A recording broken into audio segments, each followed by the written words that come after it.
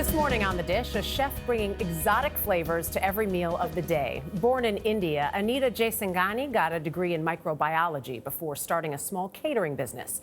That led to work as a pastry chef and eventually the opening of her own restaurants, including Houston's Pondicheri. Serving breakfast, lunch, and dinner, the popular venue drew special acclaim for its exotic baked goods. And 2 years ago, a second Pondicheri location opened right here in New York, also with an all-day menu of flavorful Indian specialties.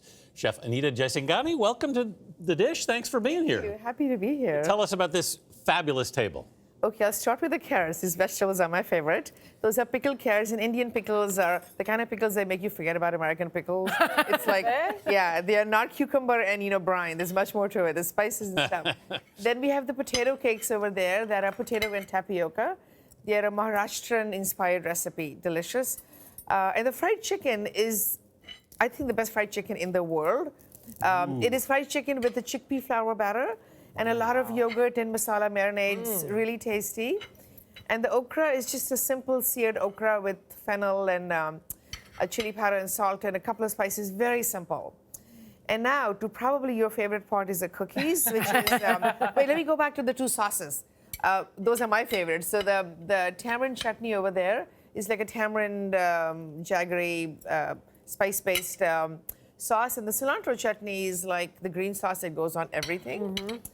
And then the cookies here are just chocolate chili cookies that we made 12 years ago in my kitchen at Indica by accident, and then they kind of got onto the menu. Now they are a most popular cookie. And the spirit is called? The Golden Mule. Sorry, I'm not a drinker. The Golden Mule. It's like a Moscow Mule with fresh. It's my daughter is the Delicious. Oh, yeah. Drink expert. I would have to say, you grew up in India. Yeah. As a child, moved to Canada. I would imagine. Yes. How did you not get the culture shock in the whole cooking experience? I did. I mean, it's like being in a different planet when you compare how food in India is compared to food in Canada at the time, which was all, there was so much genetic engineering and the food looked so different. And food in India looked so much more real, which at the time seemed like it was ugly. Now I'm like, hey, that was real food. The food here was not real, but it's getting there now. You went to study microbiology. I did. So how did you make this turn? Well, I wanted to get into cooking, but my parents were like, we are not going to send you to school to cook. We have cooks in the house to do that. You will go learn something, something more serious. So I was kind of forced into doing something outside. And science came naturally to me. It was easy. And you opened your first restaurant in Indica. Indica. Yes, I'm sorry. And 2001. Yes. What was the goal with that restaurant? What did you want? To take Indian food to where it had never been. It was always, at the time, the restaurants were like the same genre. It was like they were all cooking the same food. There were buffet lines. And not there's anything wrong with that, but there was so much more to Indian food than that. And I had my creative brain has always been on fire. So there's so much opportunity with Indian food. It doesn't just have to be rice and curry. So I hear that when you walk into Pondicheri, the restaurant that you opened in Houston initially and now in New York, that there's a tote bag for sale. Yes. Keep calm and curry on. Yes. and that stems from just how difficult a period you were going through when you opened. Yes. Well, not just that. It's like people's impression of Indian food is just curry, and there is so much more to that. And we just thought we'd do a play on words on that. But you also, when you opened that first restaurant, you wrote an essay recently which you said you were pretty tough in the kitchen when you started because you thought you were supposed to be. Yeah, because that's all I had seen. And at the time I wasn't a trained chef, so I had to come up with my own style. Yeah. They're like, I don't like my style. I want so there's something better. So. A kinder, gentler. Yeah.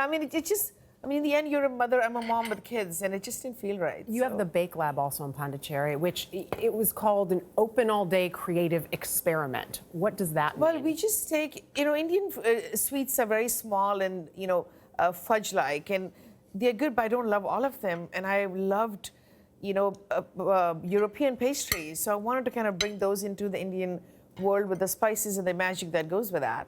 So. Awesome. Well, listen, as you sign this dish, sign your name, we have to ask you if there are any three people, because there are three of us, that you could have this meal with, past or present, who would they be? Okay, so I'm going to say Neil Armstrong. I like that choice.